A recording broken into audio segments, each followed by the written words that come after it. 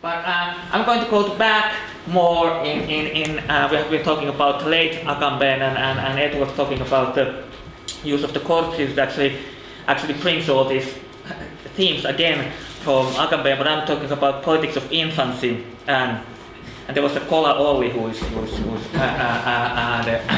one of the figure of this infancy in the end. But politics of infancy, what Agamben means politics, we have been all talking about this day, so I'm not going to go through it. But of course the peculiarity is for Agamben is that it's not a question of practical but theoretical reason. If we make the difference with, actually it starts only from the Aristotle that you make the difference with the practical reason and then theoretical reason. And you have a first philosophy and then you have the practical or what you call political philosophy. But Agamben, it's not a question of the practical but theoretical reason. We could say that this is also one difference with the Foucault, because the practical reason is the governmental rationalities which Foucault is interested, but Agamben is interested about the political ontology or as a question of first philosophy. And that's quite funny because suddenly the politics, Agamben wants to think politics as a question of metaphysics in a way, or ontology. It's where Foucault thinks about governmental technicals or something, Agamben always brings everything back to the basic metaphysical question. But relates politics for that, because for Agamben, then coming from the Heideggerian tradition, the question of the first philosophy is at the same time question of actually practice, or in a way it's a practical, it's a question of practice and practical philosophy, but in a way it's also a question of the first philosophy, as a theoretical philosophy and as a kind of foundational question. And this is all the time, Agamben always have been going on, and we have been talking about this day also, about this, that we need new political ontology of human practice, and that's what he has been seeking. So, an ontology and politics are for Agamben always tied to the experience of language, but in a way in a limit experience or experience of the limit. And this makes the difference is that also when Agamben thinks about politics, he tries to find out these new ways of thinking politics from the limits. It's not experience of like citizens or the normal citizens, but more about philosophers and refugees. And he compares this, the philosophers are the ones who are exit the politics, and like refugees are the ones who are in the limits of the politics. But also thinking about this politics as a kind of experience of language, experimentum lingua, and what Agamben is trying to find out with this new politics is somehow, and this is how we're going to interpret this, but experience of the event of language as the free use of the common, and language is to use language as it's almost common thing, which is also much strange things for us. And so Agamben says that we need the new concepts for thought, that his claim is that the politics has failed to confront the transformations that gradually have emptied out its categories and concepts. So we need to think about politics again, and we need to think about experiences of politics, but the old concepts are not suitable for that. We need new concepts, new categories of political thought. When he makes this statement, he actually said that like inoperative community, comparence, equality, loyalty, mass intellectuality, the coming people, whatever, singularity, and there's so much of this. Almost always they are related to this basic experience of abandonment. And we are abandoned for the language, and we are abandoned for the abandoned life is the most political life when we are not in the safe, we are not inside the politics, but we are abandoned outside the law or outside the politics, and we have to think through the abandonment in a new way, the politics. And of course, one of the two very strong concepts which have been using, we are talking about today also, is the use and inoperability. He even says that the politics is that which corresponds to the essential inoperability of humans, to the radical being without work of human communities. We could say that there's this effort to think the use of the useful, useless, or the power of the powerlessness, the potency of the impotence. This is always the Agambenian kind of big picture which like Ed was just talking. But there's one concept which actually it's very near to that, and Agamben was using this in 70s and in 80s, but then dropped it totally. He doesn't talk anymore about infancy. Where in like let's say the little text from 85, Idea de la Infancia, he says that authentic recalling of humanity to the infantile soma is called thought. That is politics. What does that mean? It means that political vocation. We will take a Weberian political vocation. Who calls us? Not the car or something. What calls us is infantile soma. Infantile soma is the call of the political beruf or political vocation. So what is this infantile soma? What a fuck is to be infantile soma? And I can make an example. It's the axolot. It's the Mexican salamander. It looks like it's really funny. It looks like just like my boys. He has this lot of these how you call sleeping toys which he goes to sleeping. So Mexican salamander axolot, and what's the axolot is a funny creature. It's neotenic, which means that it reaches sexual maturity without undergoing kind of adult metamorphosis. What it might mean? It's juvenilization. It's retention of juvenile traits. It becomes adult and it can reproduce, but it stays as a child or infant. And Agamben calls this the kind of stubborn infantilism, gabarbio infantilismo. And it's kind of, Agamben says it's kind of eternal, it's some kind of idea of eternal side, Nietzschean eternal side or Heraclitean eternal side. But Agamben for this kind of side would be something which is completely abandoned to its own state of infancy. It would, it's a totipotent. Totipotent is actually a term which means that it's actually the salamander is funny. It can grow. You cut the hand or what looks like a hand, and it grows a new one. It's amazing organism. But this totipotent rejects any specific destiny and any determinate environment in order to hold on to its immaturity and helplessness. Axolot is also funny for that because it's actually it's between the water and land animals. It grows this. It comes like a salamander. It has legs and it should go to the land, but it doesn't go. It stays in the water, but it's not fish. It's kind of or stubborn infantilis, and it's eternal side. Of course, sometimes you will thinking also with eternal teenager, which would be stubborn teenagers harder. Okay, you are quite. So, but the concept of infancy was the one which, through which Agamben tried to think about the potentiality in 70s and 80s, and still in the he have a little piece towards philosophy of infancy from 1996, where he says that what characterizes the infant is that its own potentiality, it leaves its own possibility. The infant is something where actually the impotency and potentiality come together, and he leaves the total all potentiality. And here the child is as an example of forma di vita, the concept which Agamben tries to use as a concept which overcomes. It's kind of Agambenian Aufhebung. You could say that Agamben have a really kind of Hegelian form, so it's kind of Agambenian Aufhebung of naked poor life and bare life. It's a form of life.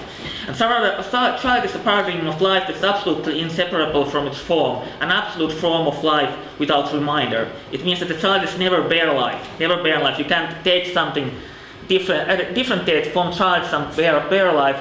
That's never possible to isolate in child something like a bare life or biological life. Child is just that life totally.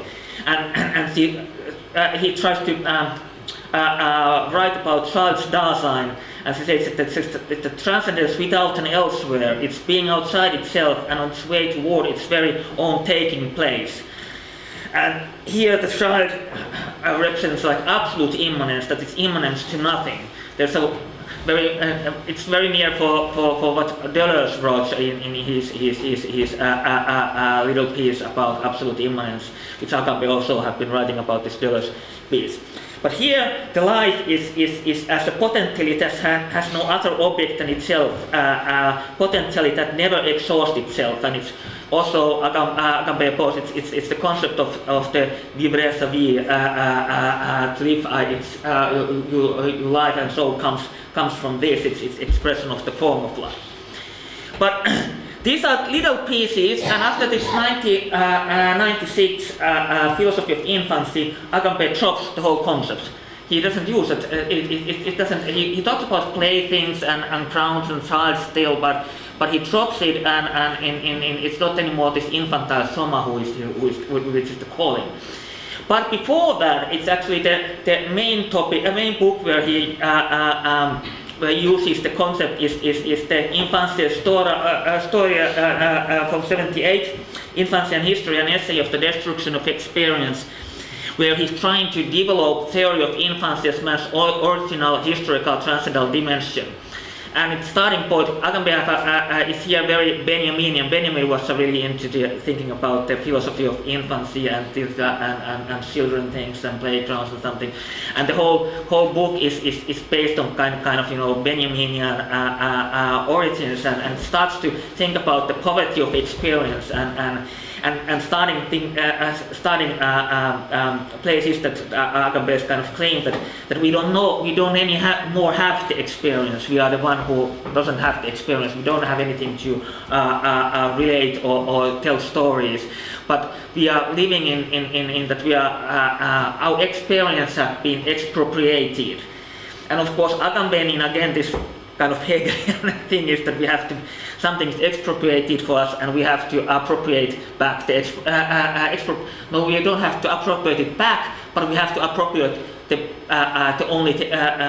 expropriation itself. And so Agamben then uses that even there's a destruction of experience, it's this very destruction of experience can like destruction of the house, he uses sometimes this metaphor, like destruction of the house brings the foundations visible. So in the way, even we are experiencing the destruction of the experience, and our experience has been expropriated, but this in the same time actually then can show us the real experience, which is actually the, something inexperienced or which we cannot experience. And so again, this Agambenian way of saying that we have to take the improper as our own proper, and find the poverty as our power. In this way, this is straight that this is also kind of Christian tale, that poverty comes power, and improper comes proper, and it's kind of messianic theme which then Agamben later develops. But in the early, actually in the philosophy of infancy or the idea of infancy, he says that when he criticizes that this makes the change that we are not just biological organisms, but we are historical organisms, where the question is not only the conservation of the species, but the resurrection of the flesh. But if we think about the resurrection of the flesh in this early Agambenian theory of the infantile soma and kind of profane paradise with the flesh, profane flesh, so there is a kind of, would we think that it's kind of profane bacchanal, because the picture in top of the use of the corpse is actually the bacchanal painting of the Dionysian bacchanal. So suddenly Dionysus comes back to this Christian theme in the profanation. But let's go back to a little bit a look for the Agamben theory of infancy, where he first develops it, and what he means as most simply.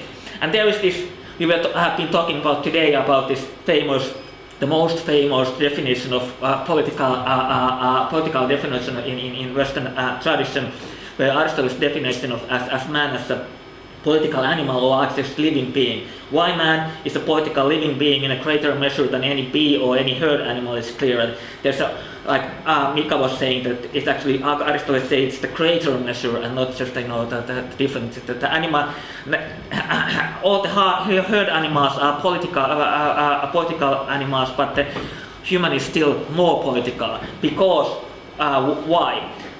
Nature, as we declare, do not produce nothing in vain. Man alone of the living possesses logos, which is again how we're going to translate logos, which is gathering together rationality, language, discourse, argumentative reason. But anyway, man have a logos, it opens up his existence as a political animal. The mere voice can be sign of pain and pleasure, and therefore is possessed by the living beings as well. For their nature has been developed so far as to sense painful and pleasant, and to indicate these on the one another. So Agamben, in that 70s, he takes I quite like his argument here and his old argument and the book that. So he changes that when then the whole modern philosophy thinks that whether analytical or continental philosophy thinks about that the language is the man lives in language, and Heideggerian term, the language is the home of the man, and man are in languages, and the animals are outside languages. So Agamben turns this totally opposite and says that actually the animals have a language and they communicate and they live totally in language, but man doesn't have. The man is without language. Change this totally. Animals live totally in language. They are not lacking in language. Animals have a communication system, and they have their own languages, but they are totally inside of it. They in a way cannot get lost in language. So that's why we feel that this is funny, that the bees are looking map. They don't find, where we are. It's the man who actually get lost and need the map. The beast doesn't need the map. They are inside their language in the world.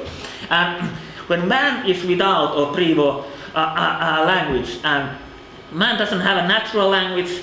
It's he has to always steps into historical language and constitute here itself as a speaking subject. Had to say I and constitute itself in language. And this is of course the whole theme of the voice and language.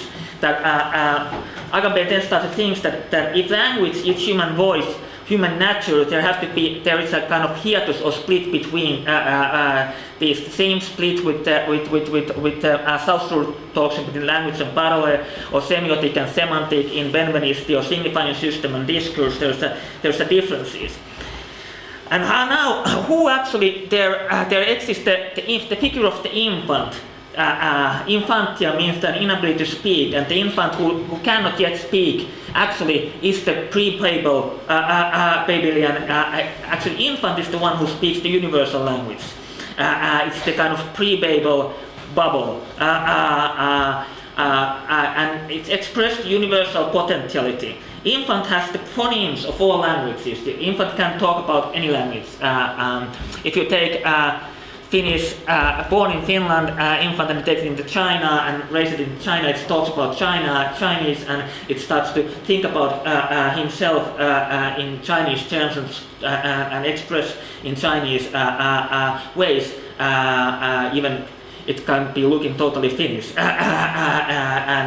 but in the same way, wherever you take and so in that way, Agamben in that time talks about this double inheritance. Nature and culture, because we talk about when biology talks about animals or man or people, it's always like that man is determined by the genetic inheritance and then environment, and the environment is something which is there now, and then there's the biological inheritance. But Agamben is talking about that the culture, the history is something which is not there now. But it's not also inside us as a genetic heritage. It's outside us, but still heritage. It's something we have herited from earlier generations.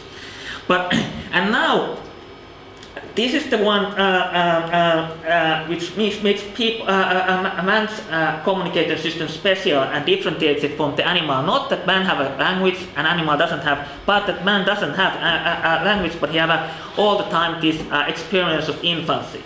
Man are not destined to any specific language or any signifying system. But there is also this external, we call inheritance, but it's not inside man. It's heritage which we take outside and which we can lose, which is the most easily lost. And this is the one who Agamben says it's something which is not never written, the potentiality in the written text. And so the inability to speak language actually constitutes the special human ability to speak language. And so the experience of impotence lies in the origin of the potency of human language. And this is not something like a chronological threshold, but something that had to be overstepped always in speech and communication.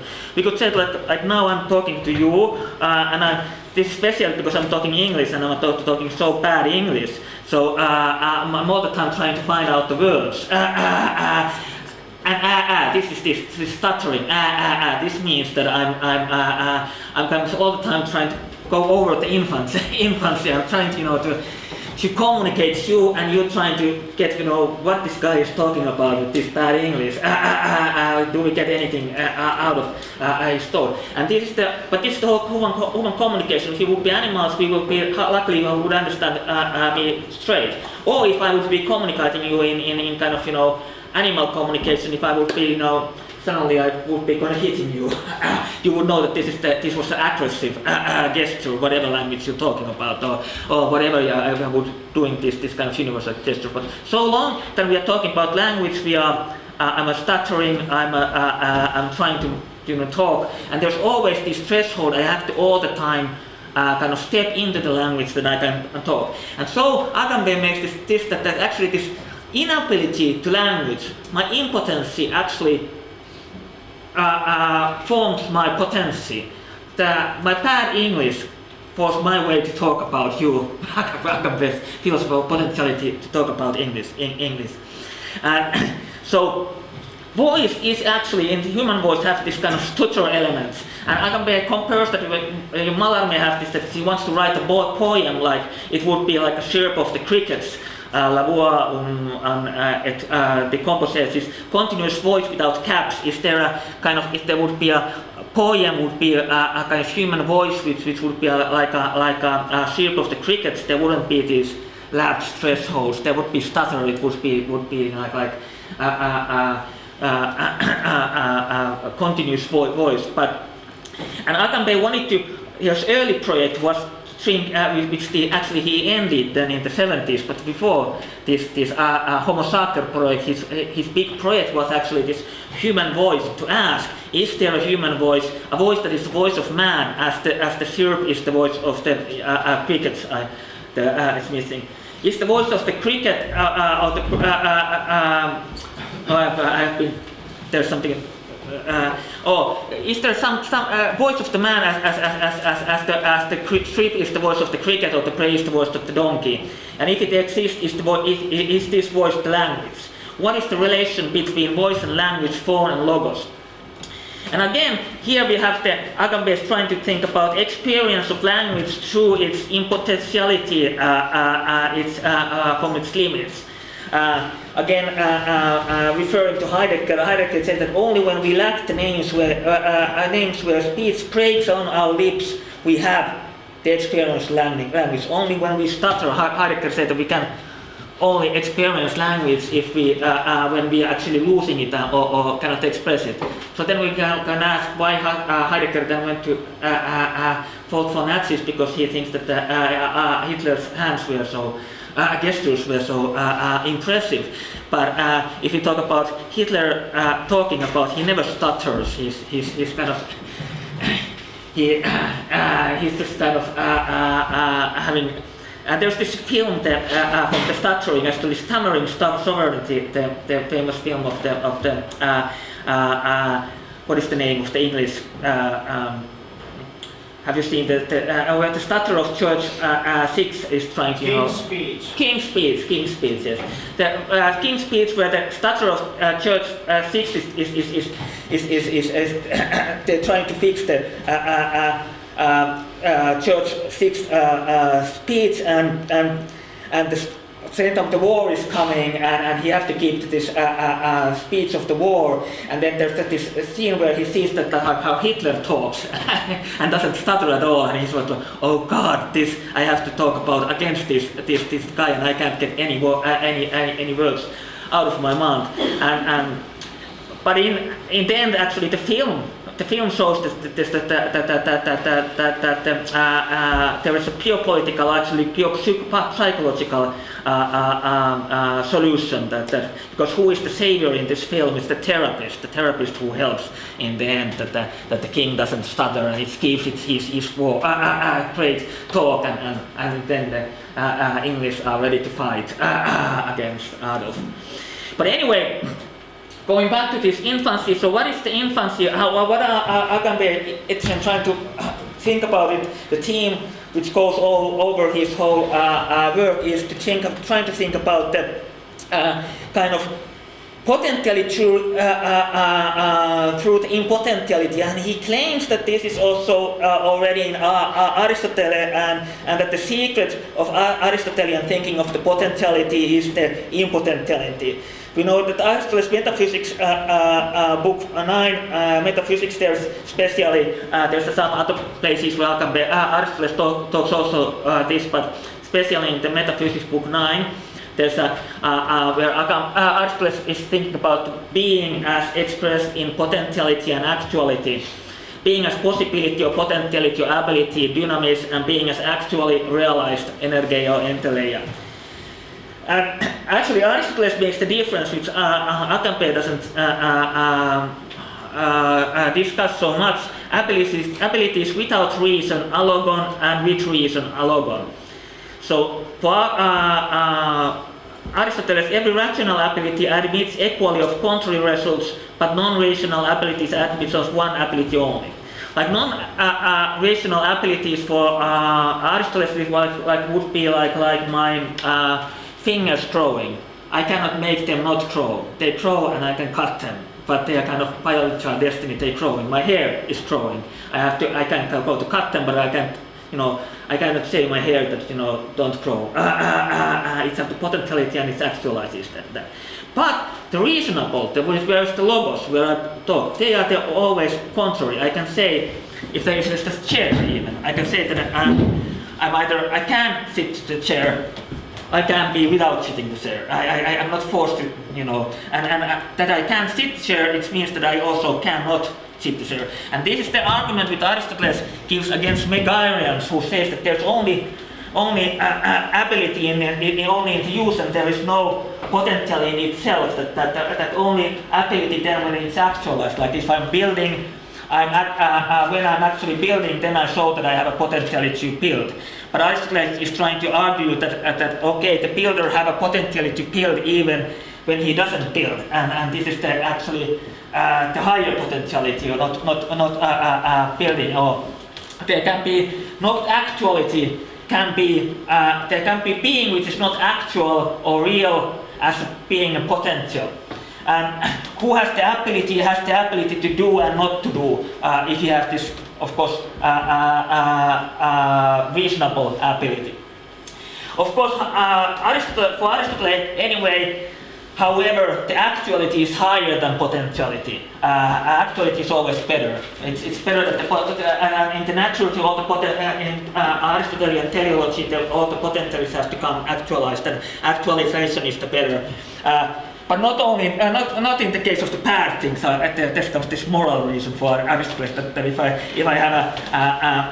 have a potentiality to murder you, so it's better that I'm not actualizing it. And these kind of things are the ones where the potentiality is better. The bad things that they're only potential and they're not actualized. But if you look to modern philosophy, and especially the existentialism, or like Heidegger and so on, so for modern philosophy, it goes other way around. The potentiality is also higher than actuality. The potentiality is better than actuality. And in this way, Agamben is trying to think about. Agamben actually takes also that the potentiality is in a way better than actuality. But he wants to think about that. What does this potentiality mean, and what does the I can mean? And like Agamben finds that the potential not to is the cardinal secret of the Aristotelian doctrine of potentiality, which transforms every potentiality in itself into an impotentiality. And so for Agamben, the inability is the kind of secret of human abilities. Other living beings are capable only of their specific potentiality, can only do this or that, but human beings are the animals who are capable of their own impotentiality. The greatness of human potentiality is measured by the abuse of human impotentiality. And this is kind of Agambenian, this kind of humanistic idea that the potentiality which goes through its impotentiality and whose only limit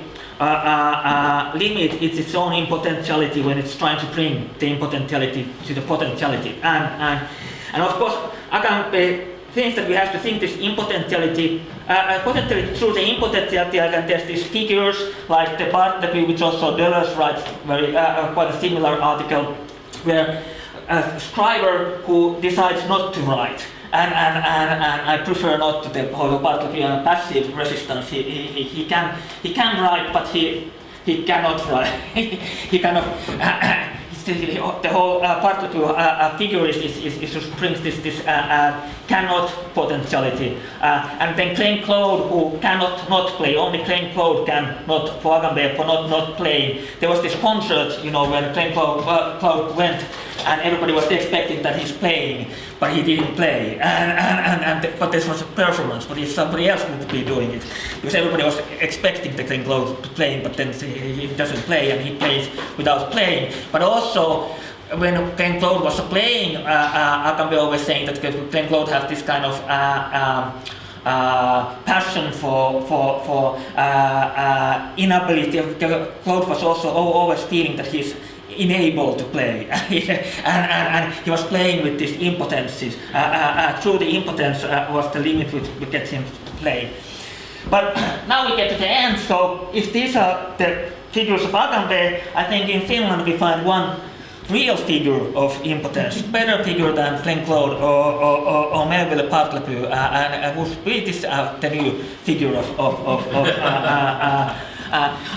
because Agamben says sometimes that Bartleby is the messiah of this new potential or new politics, but it would be actually Cola-Olli as messiah of really nobodies, because who is the Cola-Olli? Do you remember the Cola-Olli? The proper figure of impotence. And when Agamben says that only the humans have to go to abuse of their impotence to see their kind of potency. So Cola-Olli is not called to any abuse. For Cola-Olli, it's kind of only the usual banality of really banal, really everyday impotence, what he actually brings up. And what is this Cola-Olli? He went young man from Mikkeli, goes to the TV show, Record Factory, where we try to make records. And the idea is whoever can go there and try to prove that he or he is the best in whatever.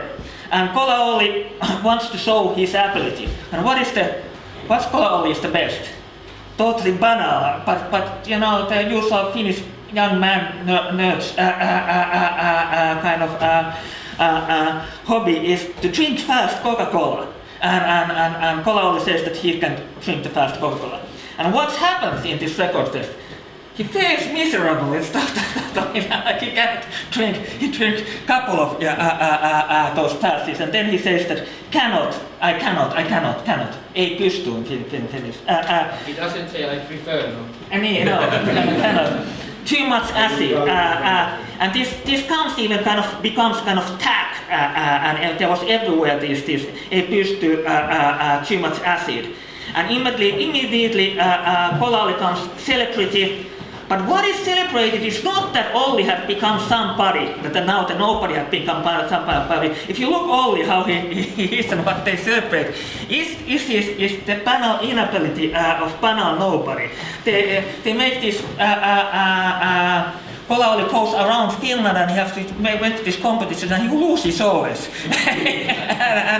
and all he tells his life, it's the same miserable life, but every day he drinks their Coca-Cola and the computer. But he's celebrated. They wanted to make a statue in Mikkeli next to the Mannerheim. They have this kind of movement that they want the next Mannerheim is there in the Mikkeli, in the center of the Mikkeli, that Cola-Olli would be statue there. So the banal inability of banal nobody, and Olli is kind of forma de vita. So if you look at Olli's documents, there's nothing, you cannot separate, it's fragments of his life, and you cannot separate anywhere kind of, naked life or bare life.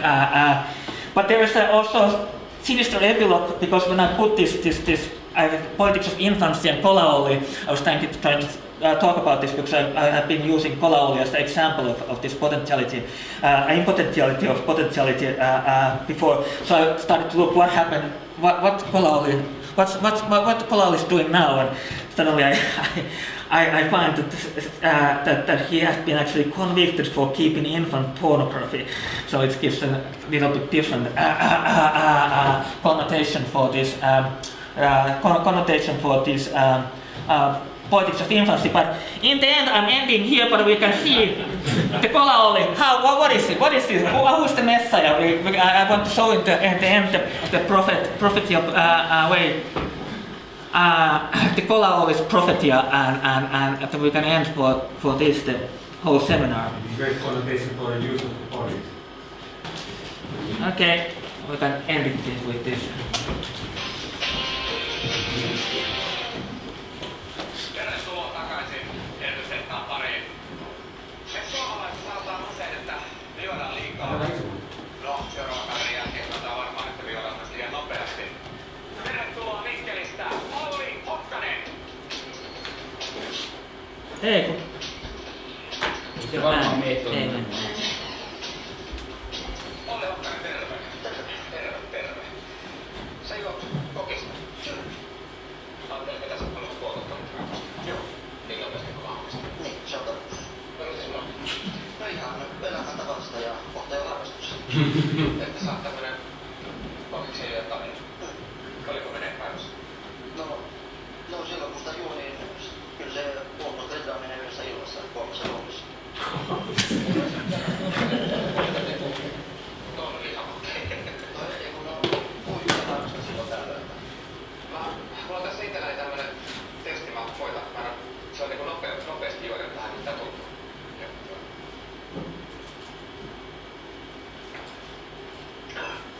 Se on noin hiilihapot aika.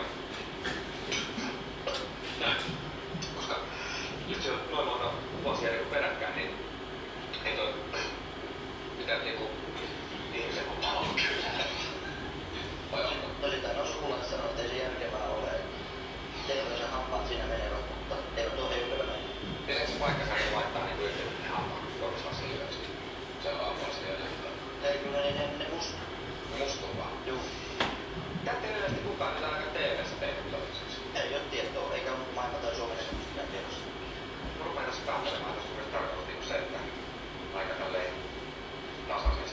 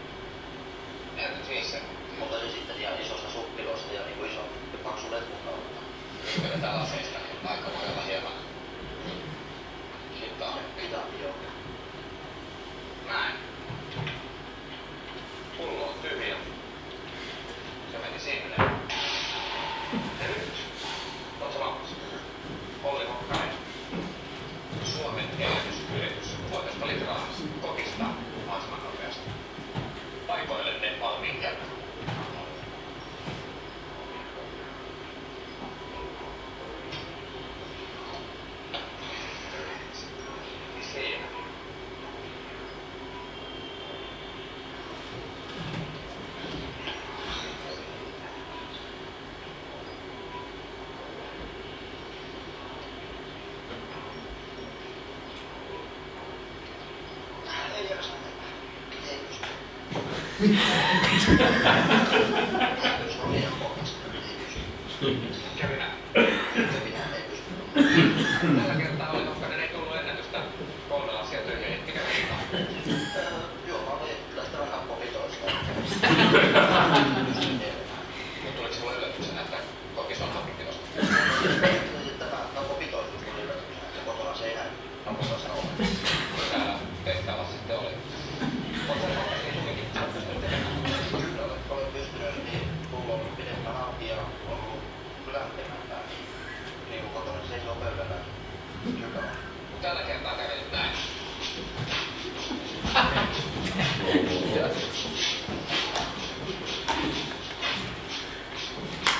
Failed attempt, but this failed attempt make him celebrity as a